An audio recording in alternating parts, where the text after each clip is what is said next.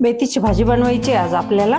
त्याच्यासाठी मी मेथीची भाजी अशी स्वच्छ अशी निवडून घेतली।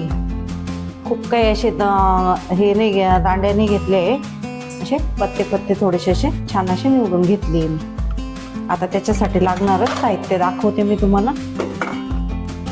इथे शेंगदाणे घेतले भाजून, थोडेसे असे जाडसर घेतले, बारीक करायचे नाही शेंगदाण्याचा भुकटा, भाजी अशी गिळगिळ होते।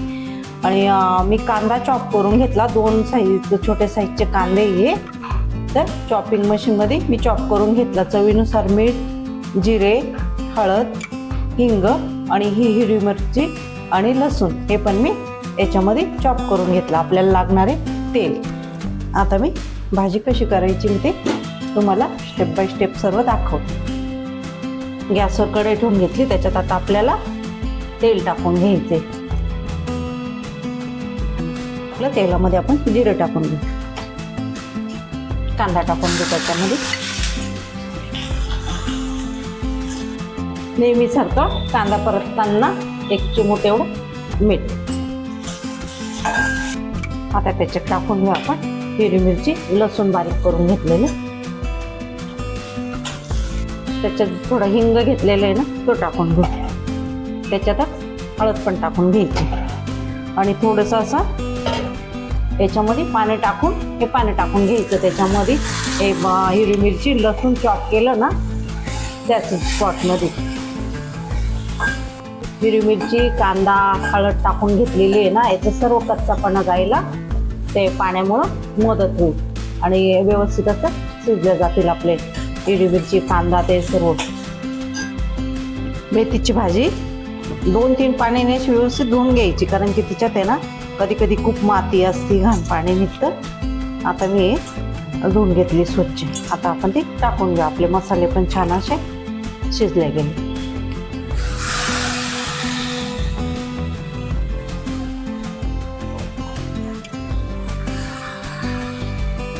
भाजी धुवून टाकल्यानंतर मी 1 मिनिट अशीच ठेवली। आपोआप भाजी आहे ना अशी खाली बसायला लागली, म्हणजे आपल्याला मीठ टाकायचा जो अंदाज आहे ना कळतो।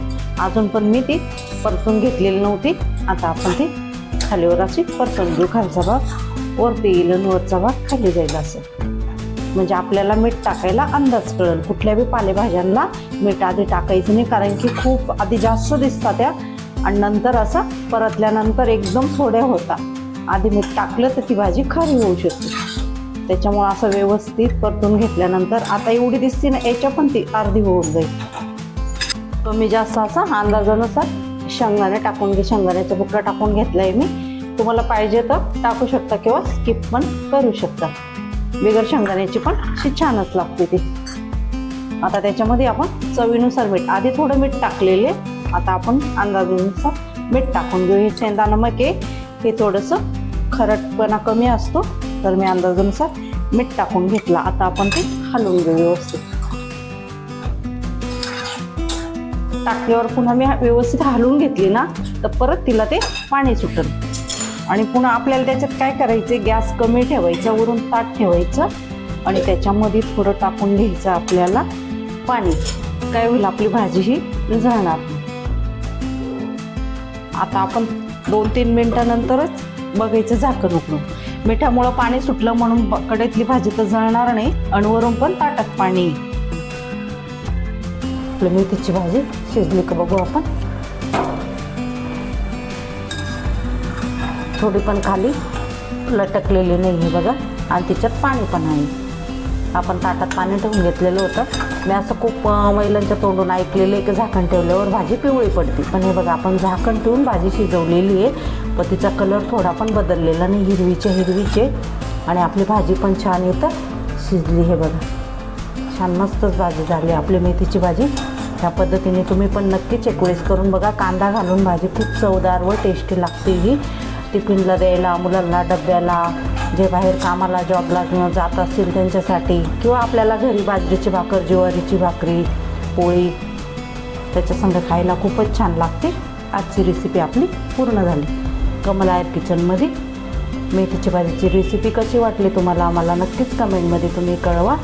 इंस्टाग्राम, फेसबुकवर मला फॉलो करा। सबस्क्राईब केलं नसेल तर सबस्क्राईब करा। धन्यवाद।